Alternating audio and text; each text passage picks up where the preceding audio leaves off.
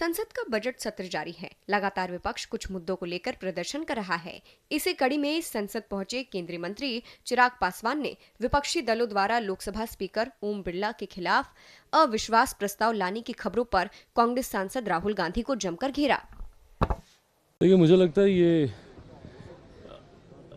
अजीब परिस्थिति विपक्ष ने खड़ी कर दी है, जहां पे विपक्ष को लगता है और ख़ास तौर पे मुझे लगता है राहुल जी को लगता है कि खाता ना वही जो राहुल जी कहें बस वही सही।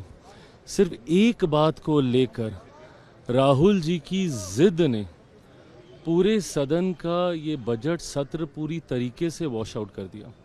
और तकलीफ मुझे इस बात की है कि भाई आपने अपनी वजह से अपने साथियों तक को नहीं बोलने दिया।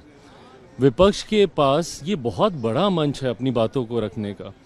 ऐसे में कई राज्यों में चुनाव हैं, कई क्षेत्रीय दल हैं जिनको मौका ही इन्हीं सब विषयों पे मिलता है। राष्ट्रपति जी के अभिभाषण पे खुल के सारी बातें उस दल के नेता करते हैं, बजट पे सारी बातें खुल के उस दल के नेता करते हैं।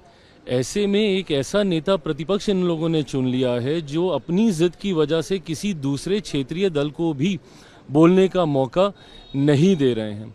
ऐसे में मैं मानता हूं कि लोकतंत्र की गरिमा मर्यादा को तार तार करने का काम विपक्ष के द्वारा लगातार किया जा रहा है।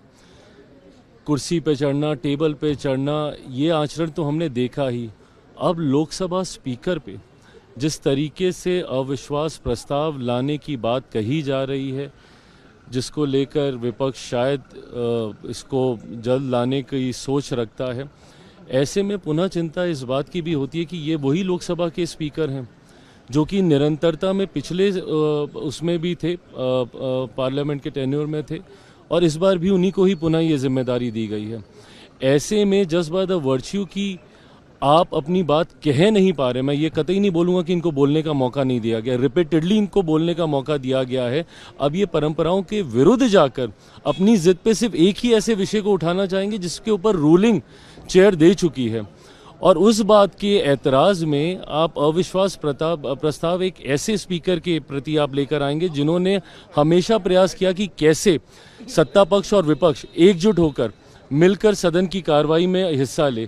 फर्स्ट टाइम मेंबर पार्लियामेंट को बिना ये सोचे हुए कि सत्ता पक्ष का विपक्ष का है, स्पीकर साहब ने मौका दिया, हर किसी को बोलने का मौका दिया। आज जिस तरीके से उनके खिलाफ विपक्ष एकजुट होने की सोच रख रहा है, मुझे लगता है ये निंदनीय है।